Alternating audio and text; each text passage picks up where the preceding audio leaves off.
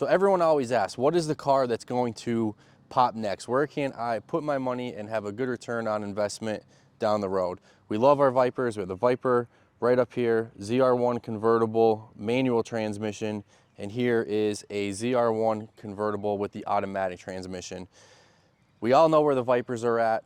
The ZR1s as a whole are doing really well, but I think the convertibles are where your best return is going to be. There's only 512 of them that were built for the 1 year only model run in 2019.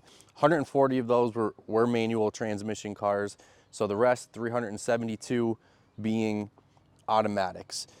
We've been looking, we knew just how rare the convertibles were back in 2019. And I have to say, over the course of 5 years, it has been extremely difficult to find well-kept, well-spec'd examples of the ZR1 convertibles. 5 years now, we've had a handful. This, to me, by far, is the prettiest, well-spec'd car that we've had. Yes, it'd be awesome if it had the third pedal in the manual transmission, but you'd be looking at almost double the value of the car if it did.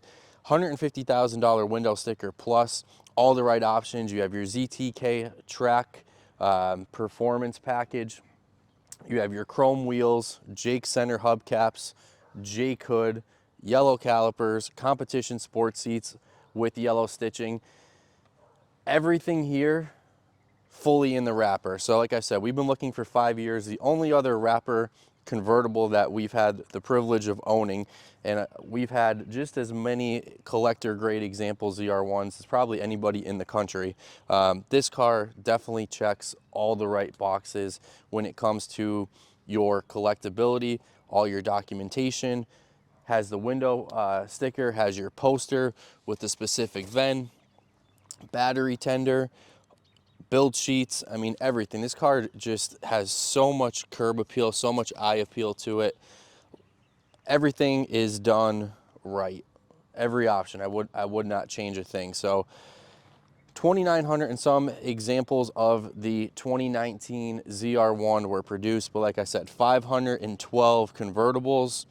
They're not making any more. Last year for the front engine, you have cars in such low amounts, such low production numbers, and it's almost, you know, a slam dunk that these cars down the road, once people catch on, and sometimes it takes a little bit of time. I mean, for the Vipers, it took about 5 to 6 years before you started to see that ascend take place, and now we've seen it kind of go even to the next level.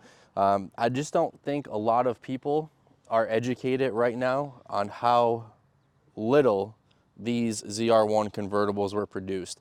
And that 512 number includes both automatics and manual transmissions, and it accounts for low wings and high wings. The ZTK cars are what you really want if you're going to put your money in one of these convertibles for long-term investment, because you cannot track the convertibles. But initially they were building these cars thinking that you were going to be able to track them, where you cannot track a convertible because you would need a roll bar. So those ZTK convertible cars are definitely the ones that collectors are going to want down the road because they are in limited numbers.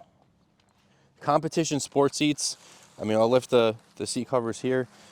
They are just such gorgeous seats, all leather here. Some of them came spec'd with the suede inserts in the middle, the nice carbon fiber right in the upper portion of the seats here. You have your competition says right here, all carbon fiber, the yellow stitching.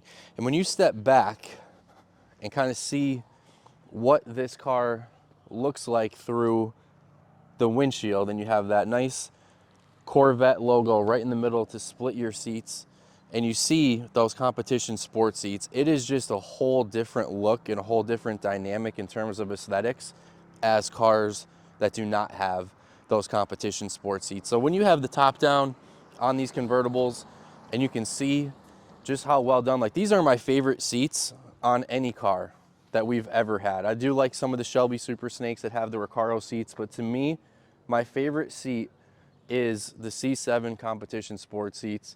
And when you can get the stitching to kind of match the exterior paint color, added bonus. You got your yellow paddle shifters here.